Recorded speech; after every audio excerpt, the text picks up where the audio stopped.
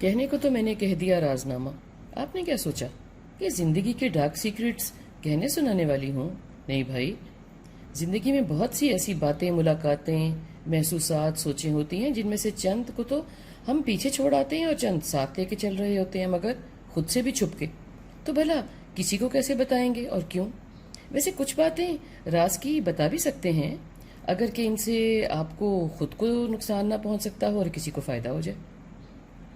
کسی کے تجربے سے ویسے کوئی فائدہ نہیں اٹھاتا، اس لیے نہیں کہ اٹھانا نہیں چاہتا، چاہتا تو ہے، مگر اعتبار کا ہی فقدان ہے.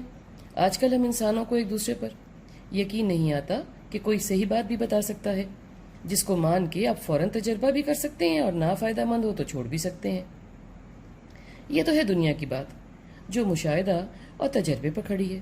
ایک اور بات ہے جس کا کوئی سر پیر تو نہیں ہوتا، ہاں مگر خود کچھ نہ کرنا ہو تو بنانے والے پر یقین بھی کم ہو تو ہم اس کے پیچھے بھاگتے ہیں، بھلے نتیجہ نکلے نہ ہی نکلے، ان کے پاس ہی ٹھہرے رہتے ہیں کوئی کرشمہ ہونے کے انتظار میں، اور بھول جاتے ہیں کہ کوئی اگر ان کی دعا کرنے یا ان کا کلام بتانے سے مثبت فیصلہ کہیں نظر آ بھی گیا تو ان میں بھی ان صاحب یا صاحبہ کا کوئی عمل دخل نہیں ہے.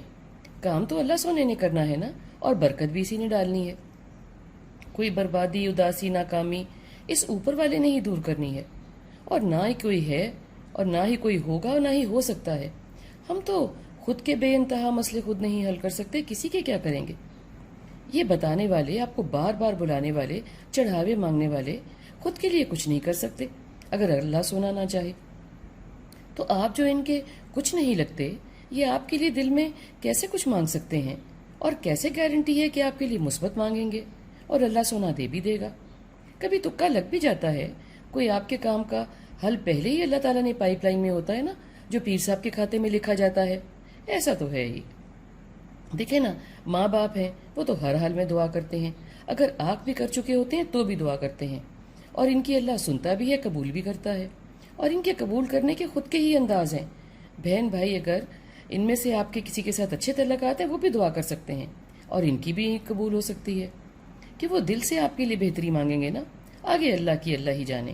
بچے بھی ماں باپ کے لیے دعا کر سکتے ہیں، شاید کرتے ہی ہیں، اگر یہ رنگین دنیا ان کو خود سے فارغ کر دے اور کوئی حیا ان کی جیب میں باقی رہ گئی ہو تو.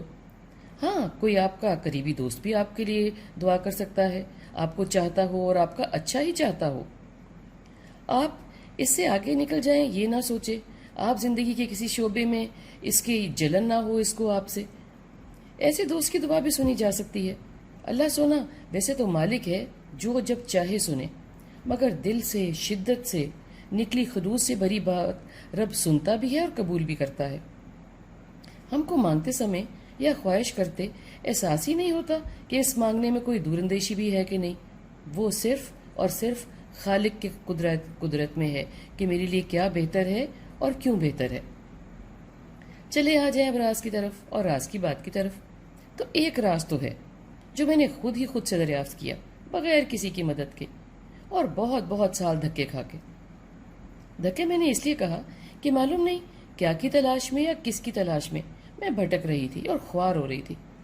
خود کے ملک میں، کئی اور ممالک میں لوگوں کو ملتی، پیروں کو درگاہوں پر جا کے بیٹھی ہی رہتی، خالی کھلی خلاؤں میں گھورتی رہتی. انسانوں کو کیا ہو گیا ہے میں سوچتی، مگر یہ نہیں معلوم پڑتا تھا کہ میں کیا کر رہی ہوں.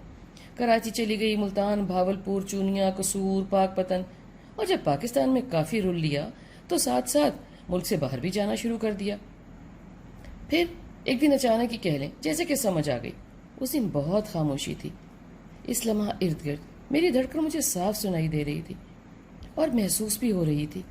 میں نے مزید کان سے لگا کے سنا تو اچانک جو اس نے کہا وہ مجھے سمجھ آ گئی. جب سمجھ آ گئی تو وہ راز بھی مل گیا کہ وہ تو شہرک سے بھی قریب تھا جس کو میں ڈھونڈ رہی تھی، بھٹک رہی تھی، خوار ہو رہی تھی.